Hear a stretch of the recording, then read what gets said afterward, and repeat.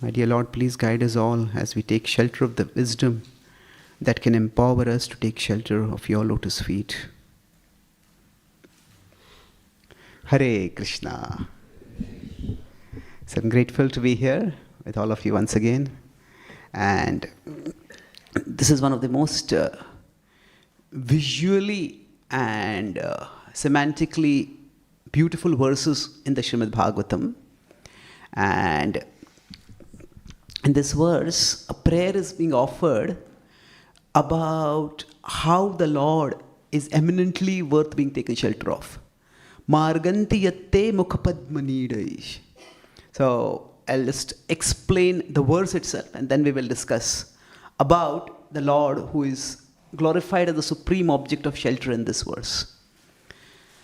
So mukhapadmanidaish. So it is described that the lotus face of the Lord, Mukha Padma, that is like a nest.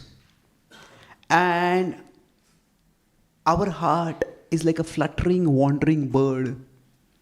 And that bird has strayed far away from the nest that is its home. And it has not only strayed far away, it's like that bird has lost its wings. Just like Jatayu, while fighting against Ravan, had his wings lopped off by that vicious demon. Similarly, it is like the illusions of this world have lopped off our wings. And Chanda Suparnair Rishayo Vivikte. We get the wings to fly high in the sky and to the Lord who exists beyond the sky by the study of Vedic scriptures. Chanda Suparnair. The wisdom given in these hymns is like the wings for us. And powered by these wings, we all can fly. And we attain that Supreme Lord. Who, just as the birds fly high into the sky, the soul flies high, far, far away into the kingdom of God. And yet, the second part of this verse says that we shouldn't think that the Lord is very far away. The Lord makes himself accessible to us even when we are here right now. Yasyaga marishoda saridavaraya. That the Lord makes himself specially manifest to free us from the sins, from the unhealthy impressions, from the self-sabotaging desires that keep us away from him. And how does he do that? Through his manifestations of mercy, like the sacred Ganga river. And Prabhupada says there are many rivers like that across the world. So I'll speak today about two aspects of the Lord and how they both can inspire us to take shelter. So the entire session today where I'll be speaking, I'll be using this as a whiteboard to write and draw other things. That the Lord has two aspects to him. There is his transcendence, which is a word we often use. But there is also his immanence. So the first half of this verse is talking about the transcendence of the Lord. Now, the word transcend, so actually, I'll keep coming back to this particular diagram. And this diagram will summarize everything that I'm going to speak today. But let me explain. See, there is, across the world's various theologies, there is always a question of God's relationship with nature, or specifically with the world. And there are two schools of thought broadly. One is that God is transcendent. That means God exists beyond nature.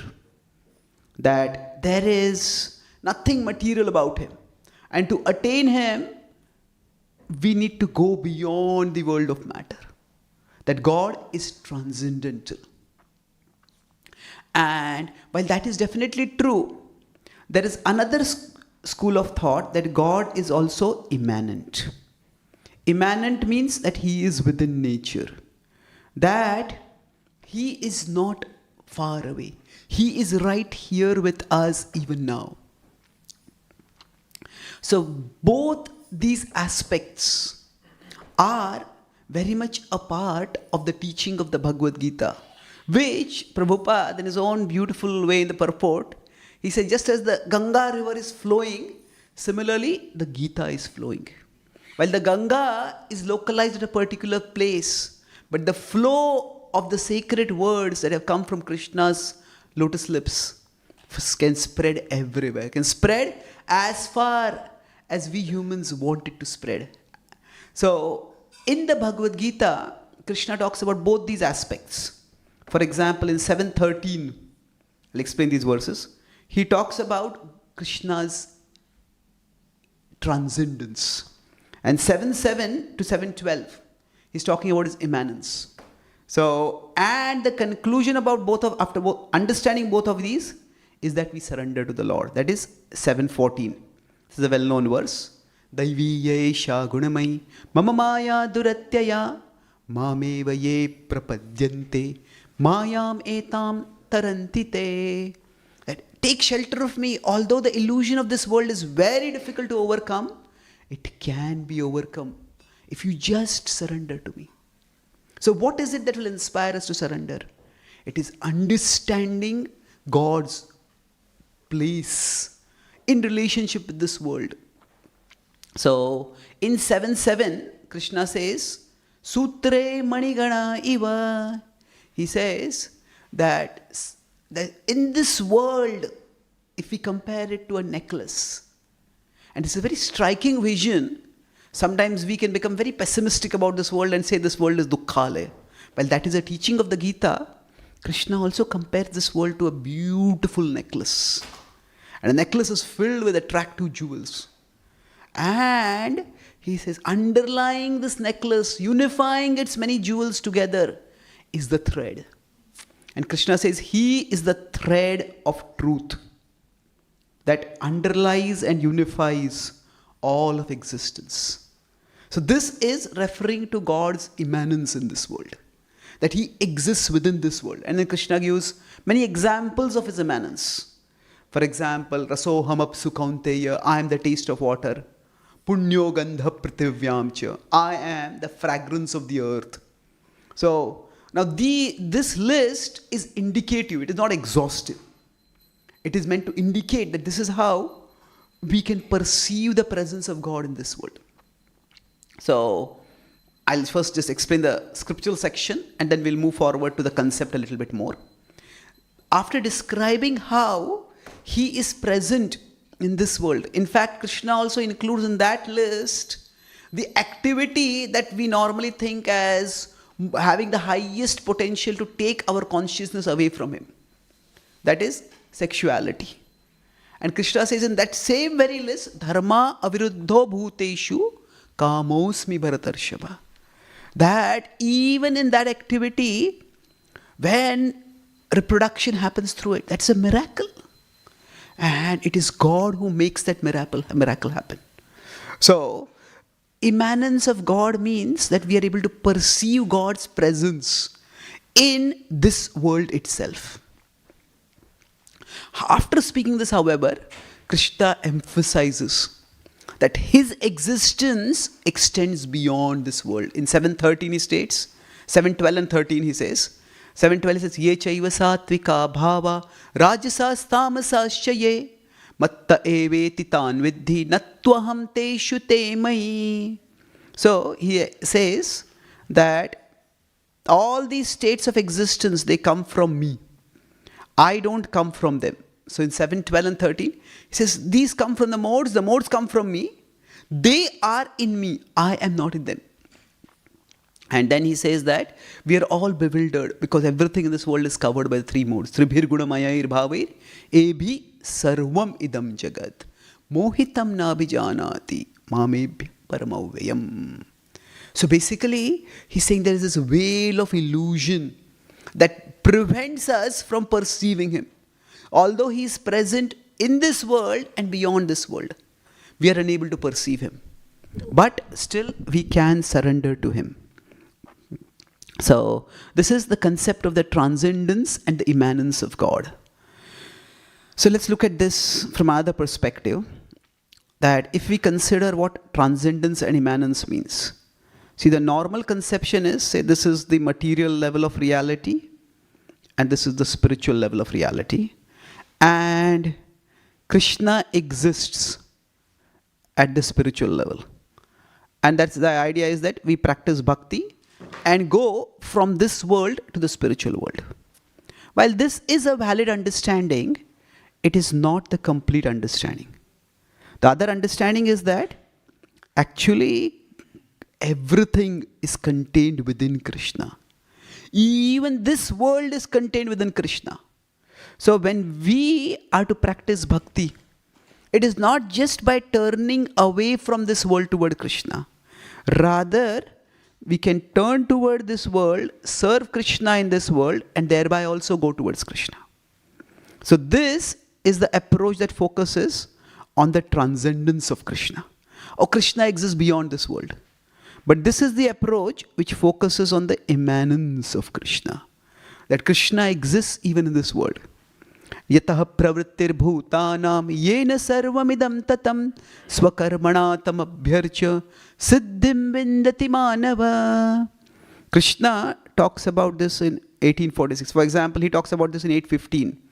Well-known verse. Mamupaitya punarjanma dukkhalem shashvatam napnuvanti mahatmana samsiddhim paramam gata. He says, you will attain the supreme destination beyond this world of distress if you take shelter of me. So one way is just turn away from this world and come to me. But that is not the only thing that Krishna recommends. He says, understand that from me the whole world has emanated. By me the whole world is pervaded. And thus through the work that you do, you can worship me and attain me. So swakarmanatam abhyarcha. Sometimes this is simplistically mistranslated as work is worship. That is not what Krishna is telling. He's saying, through your work, worship me. But the idea is, God is both immanent and transcendent. And understanding these two aspects of God is very important. Now, if I go back over here to this idea. I have envisioned this as a pendulum. Now, a pendulum can go towards two extremes. Now, if we focus only on the transcendence of God, what happens is, God is far away from this world. God exists in the spiritual world. If that is our only conception of God, now in our tradition, it is true, Bhagavan exists in the spiritual world. So, Bhagavan is the transcendental aspect of God. But there is also Paramatma. Sarvasya chaham hridisan nivishto. He is the immanent aspect of God. If we focus only on the transcendental aspect, God can seem too remote. He can seem too unconcerned. We may start thinking, I am facing this problem and that problem. I have so many challenges externally, internally. And Krishna is playing his flute in the spiritual world, enjoying with the gopis. Does he even know what I am going through? So God can seem very remote and unconcerned. And most importantly, this is more in terms of the conception of God. But practically, for us, God can seem inaccessible. Because if God is only God is only non-material, that's the emphasis of spiritual over here, that God is only manifest at the non-material level, and we exist in the material world. Our senses are material, our eyes are material, our body is material. God becomes inaccessible. He becomes very remote. And that's how God starts feeling inaccessible and eventually starts feeling irrelevant. God is so far away. How does he matter in my life? Now, on the other hand, if we go towards the other extreme and focus only on God's immanence, then the idea of immanence is very important to understand. See, different traditions at different times have swerved in the pendulum in different directions. So now these two ideas, that God's transcendence and God's immanence, have both been there throughout human history in the world's various theologies. In the Indian history, the Bhakti tradition, especially during the medieval times, which were a times of great religious persecution because of the Islamic rule in India. So the Bhakti tradition started becoming more and more focused on transcendence. That just turn away from this world. Just immerse yourself in the divine. Now, that is valid. Sometimes when we just can't change anything in this world, we need to turn away from the world. But that is not the only approach to bhakti. Krishna is so concerned about this world that he descends to this world again and again for dharma samsthapanarthaya sambhavami yuge yuge. Arjuna wanted to turn away from the world, but Krishna told him, turn towards the world. Fight in this world for establishing order. So, at different times across history, the emphasis of particular traditions may go toward transcendence or too much towards immanence. And in the Bhakti tradition, often that transcendent aspect has been emphasized according to time, place, circumstance, but that emphasis can make people just impractical or otherworldly or irrelevant. There was a survey done in America a decade or so ago, maybe a couple of decades ago. What are the general people's perception of the Hare Krishnas? It says, a bunch of jolly, impractical people. Now we go around dancing on the street, singing, and it may seem that we have got nothing to do with this world.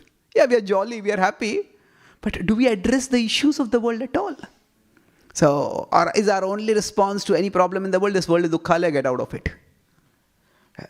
So actually, immanence, if it is neglected, as I said, it can seem very irrelevant.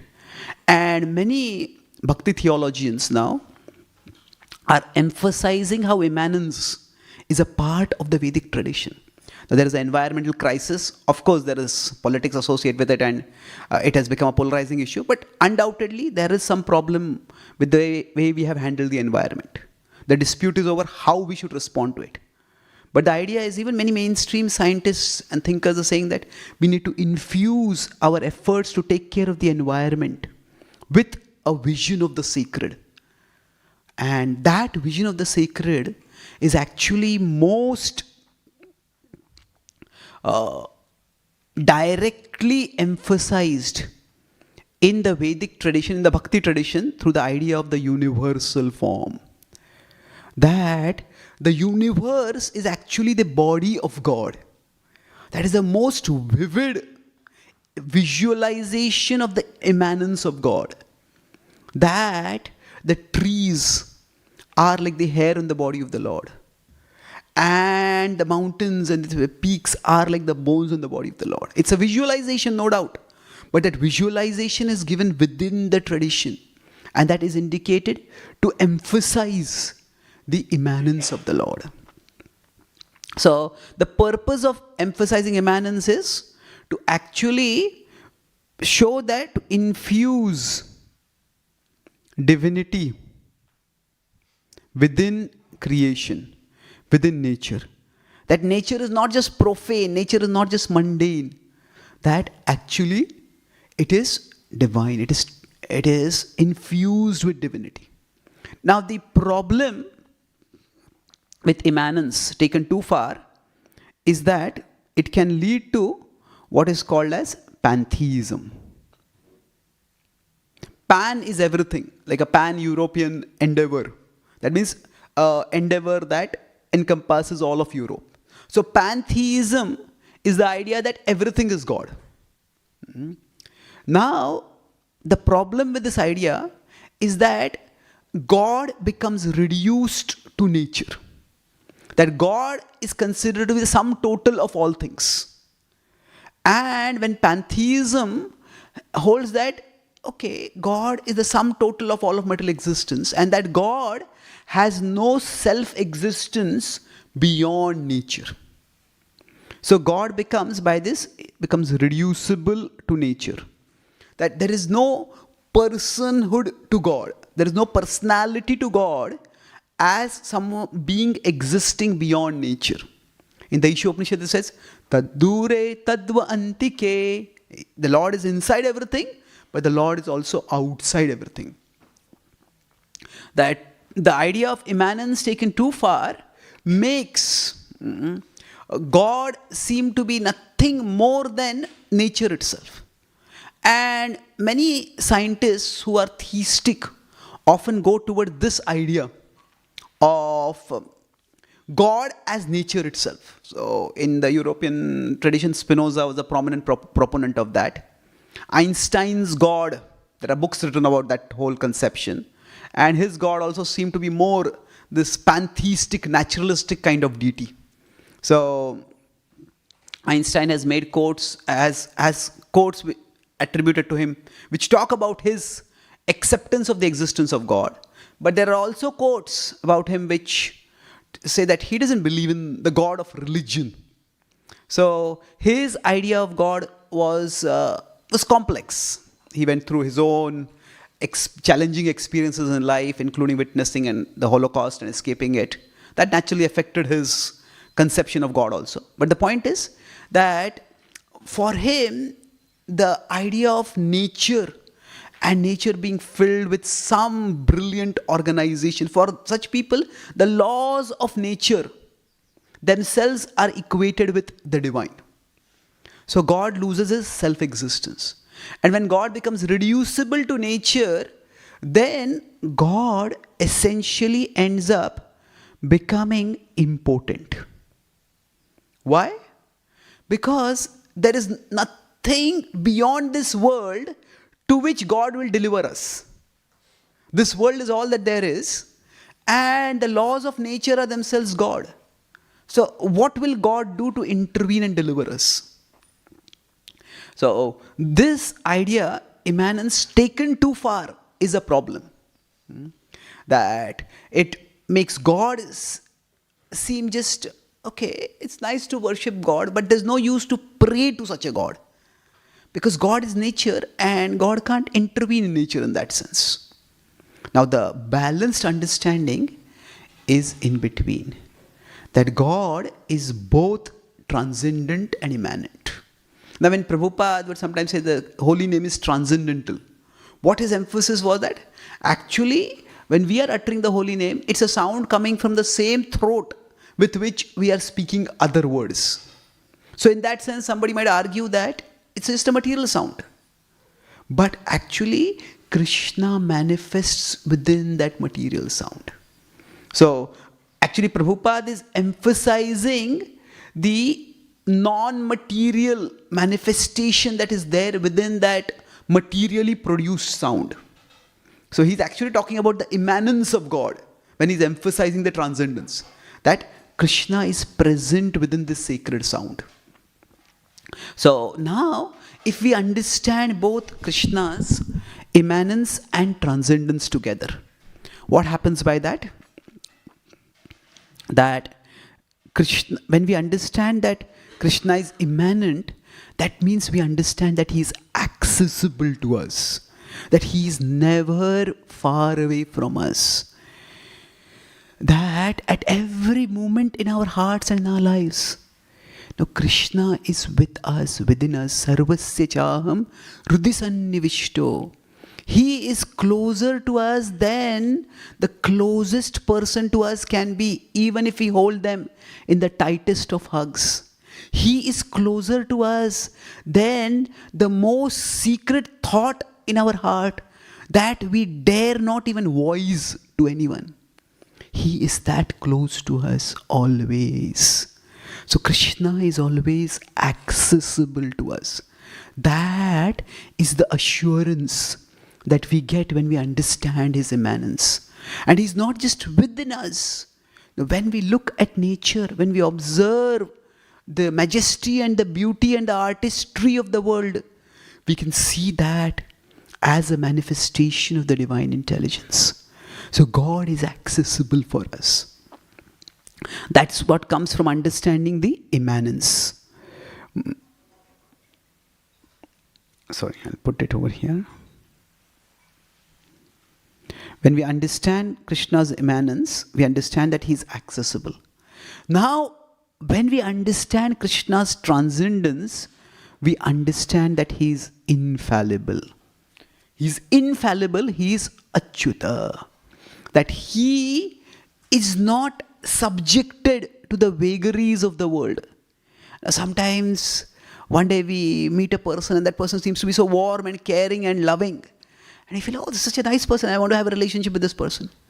And then next day we meet and that person seems to be in a completely different mood. And I started thinking, what happened? Yesterday you treated me as if I was your best friend. Today you're treating me as if I don't even exist. So the modes affect the moods of everyone. And because of that, the people, they may just be unpredictably variable. And that's what often makes relationships difficult. But Krishna is not affected by the modes. Krishna is Suhridam Sarvabhutanam. He is the well-wisher of everyone at all times. He never abandons us. He never turns away from us. He never rejects us. He never loses the power to be able to help us. Now, somebody may want to help us in this world, but the nature of the world is that, now if Krishna were non-immanent, non-transcendent rather, if Krishna were in this world, then he would become something similar to a person in this world. Now the problem of people in this world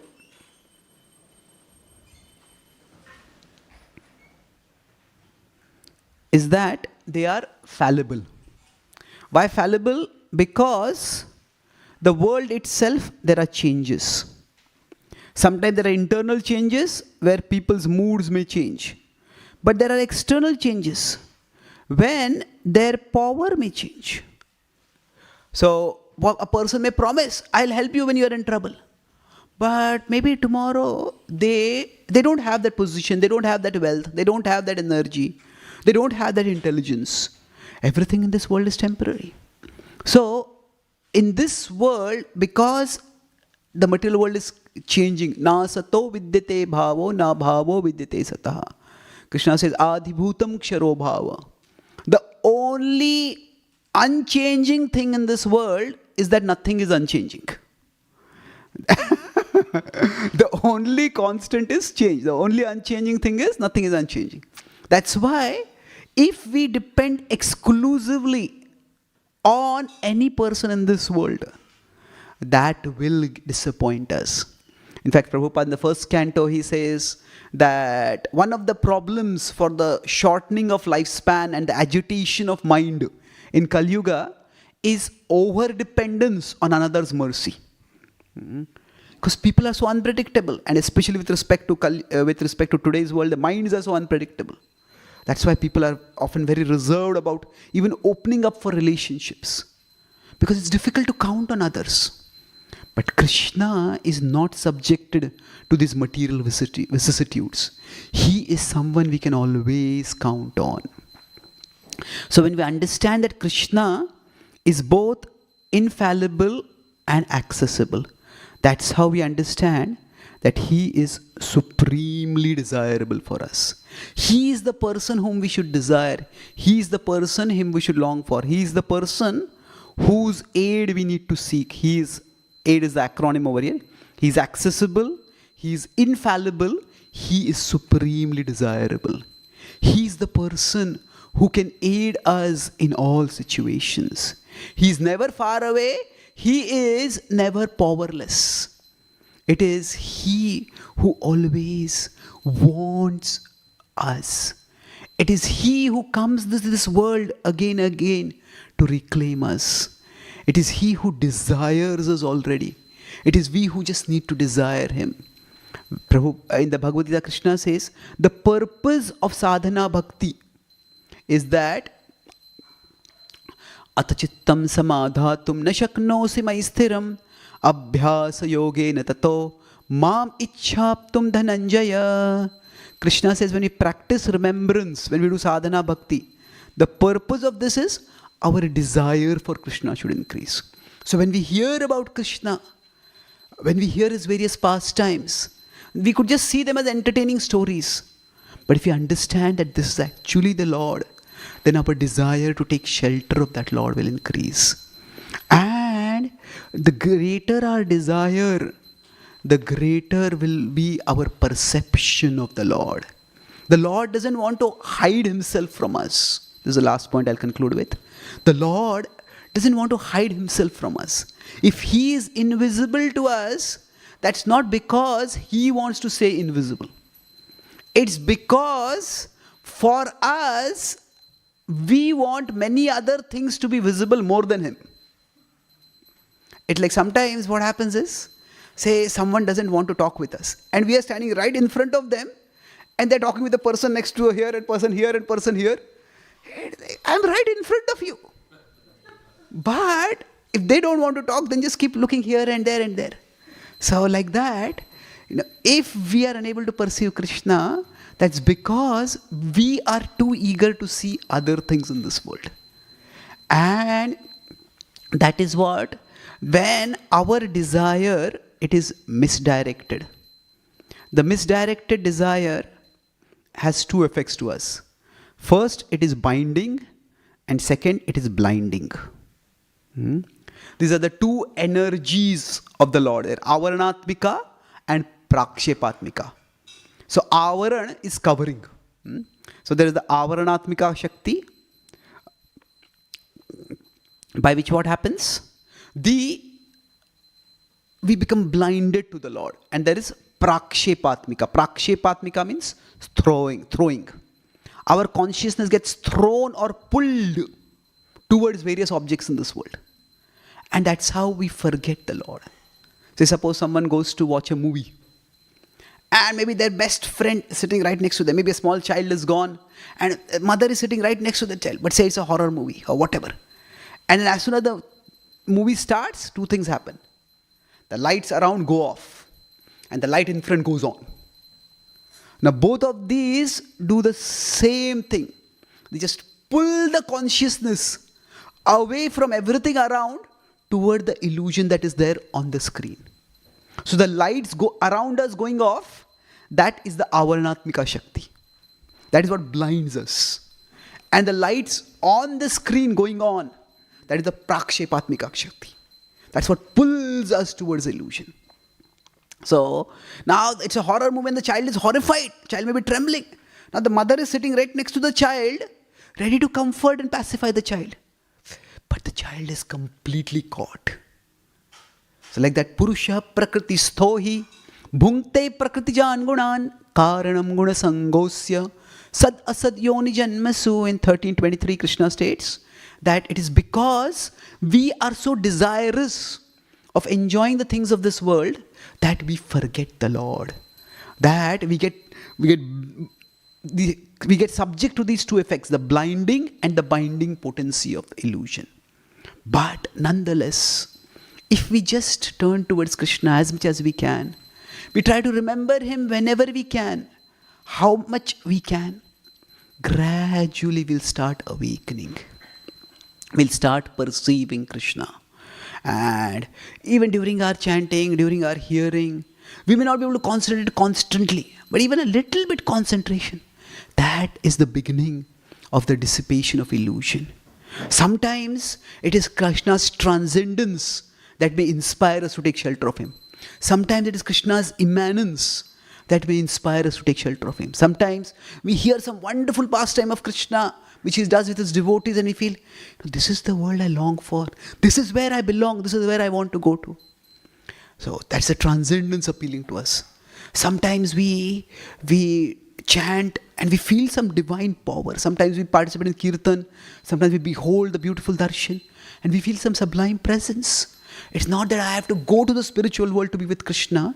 there is something mystical right here with me. That is the time when the immanence of Krishna is pulling us.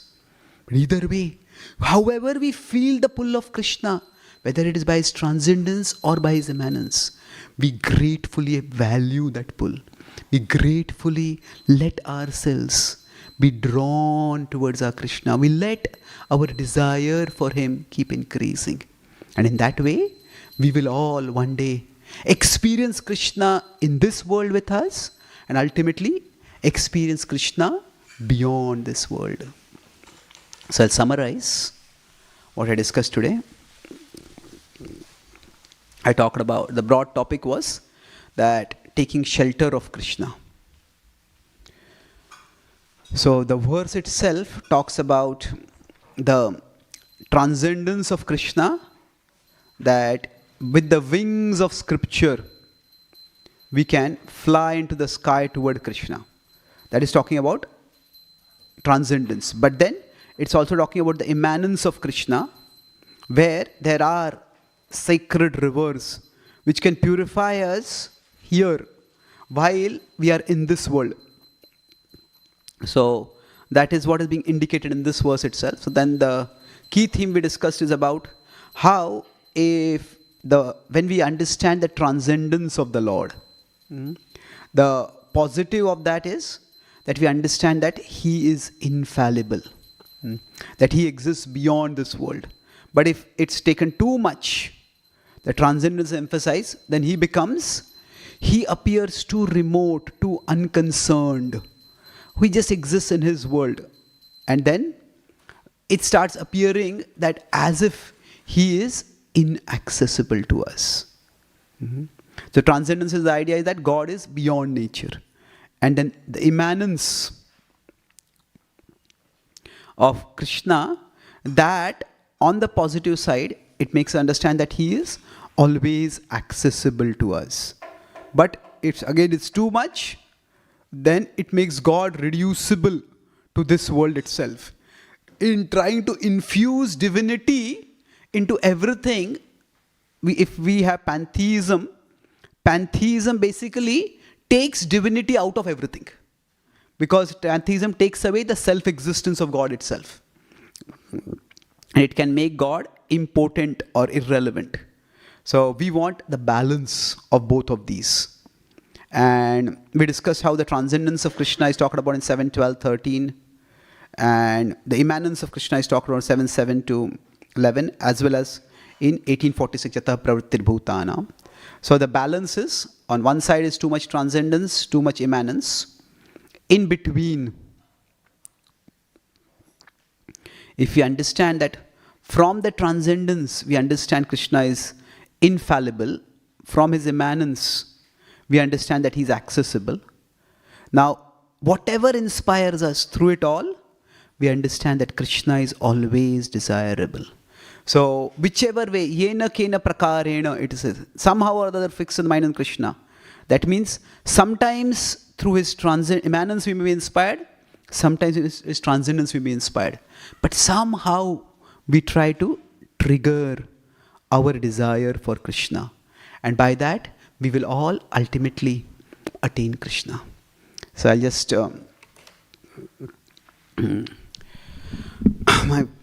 on this theme, I've composed a small poetic prayer to Krishna. So I'll conclude with that. When you, O Lord, seem to be far away, it is I who am far away from the truth that you are never away. Even when from you my fickle mind goes away. As much as I seek toward you away, much more, O Lord, do you seek toward me away. Please, O Lord, from the illusions that take me away, take me, O Lord, from those illusions away. Shri Krishna Bhagavan ki, Srila Prabhupada ki jai. Are there any questions? Yes, please. Is there a mic?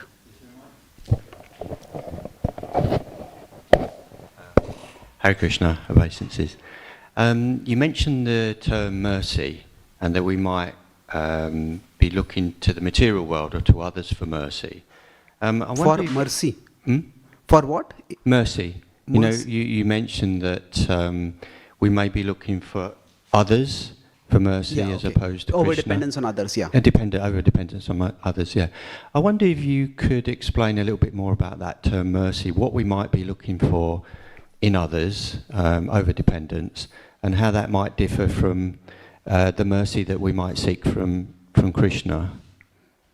Well, politics has become the new religion. I was just in America. America is highly polarized.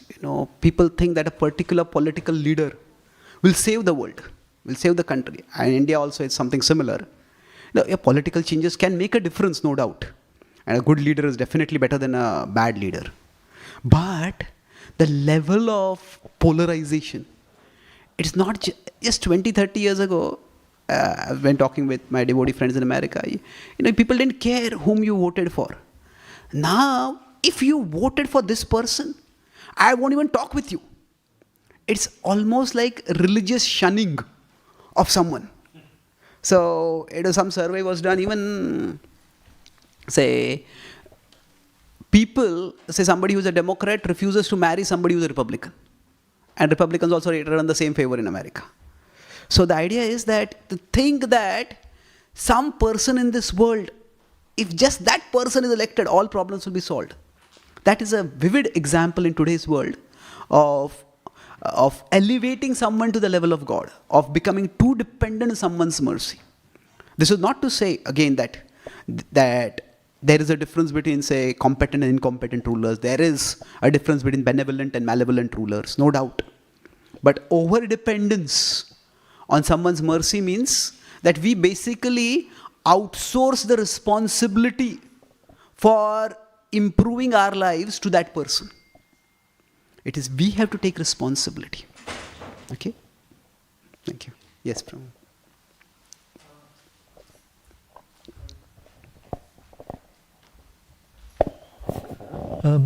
Thank you for the very nice class, bringing us all a sort of illustration of what is happening. I've got here several references. It's in Shikshakstakam. We have to express the desire to see Krishna, and it says, Ai nanda tanujang kinkaram patitam mam vishami bhavam bodho kripaya tava padapankaja sutahita suti sadrasham vichinda. O son of Maharaj Nanda, I'm your eternal servitor, yet somehow or other I've fallen into this ocean of birth and death. Please pick me up from as an atom at your lotus feet.